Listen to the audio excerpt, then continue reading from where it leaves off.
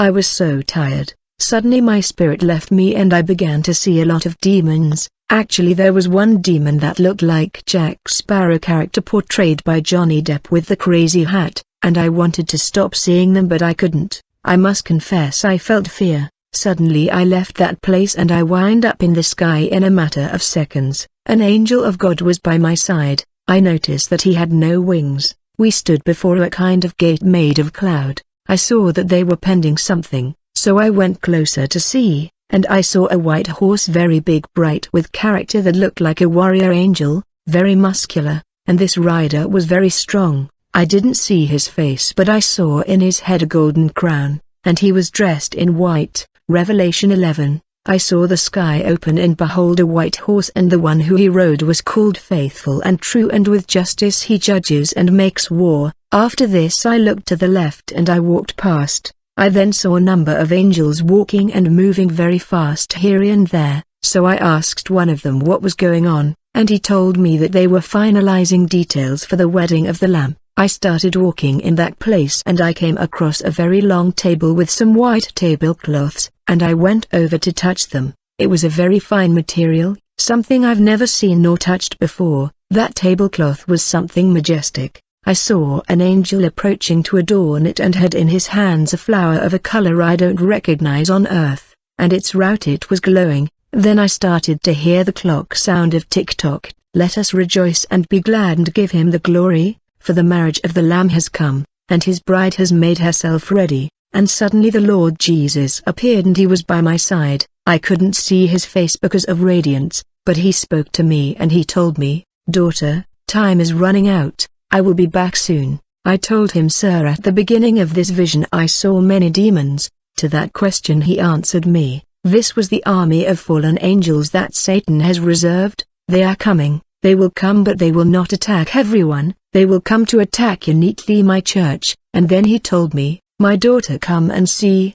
and he took me to another place where I saw a huge crowd of angels, but these angels had warrior bodies, and he told me, "Because of the prayers of my people they will fight for my church in this war against demons." And then I rose to the air and saw the army of heaven with its full powers, and I saw many of them like burning torches. When I left that place I had a moment left alone, and I was in a bright room full of light. There was a mirror. I saw myself in white garments, but it was stained in some places, and I heard the voice of the Lord. He told me, "My daughter, you have white garments, but they are stained on it because of impurity." I felt I must clean my garment to be completely holy. I cried with broken heart and I told him, "Sir, forgive me, I have failed you." And he told me, "Come," and he took me by the hand and he said, "I'll show you something," and I entered the church hand in hand with him. But people couldn't see us, and he showed me the spiritual clothing of everyone.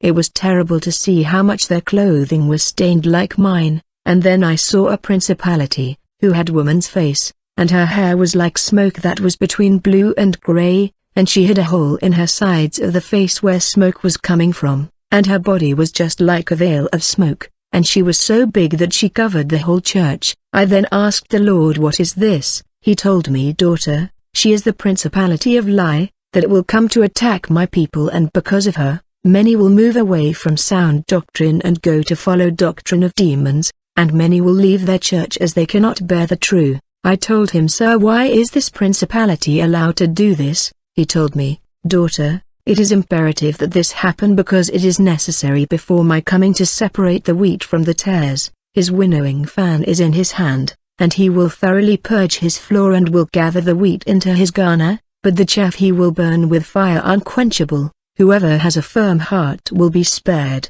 and this will be the last harvest before my people are raptured and changed. That's why you must speak what I command. My people must remain firm and should not fear. Understand that hard times are coming for my people, time of persecution and anguish, but they will be freed from all this darkness. I'll always be there with them." And he told me, "Woe to the earth and the sea, with great fury the devil has come down to you, knowing he has only a short time." The Lord told me, "I'm going to show you why the dragon is agitating, furious against the inhabitant of the land and so worried." The Lord took me to a rock and behind it he pointed at something, and when I looked and it was the lake of fire and sulfur similar to lava, and it was sticking out tabs. This lake of fire looked like it was alive, because it was roaring and turbulent. It was dreadful and scaring. Then the Lord told me, "Daughter, this is the place prepared for Satan and her angels and those who follow him.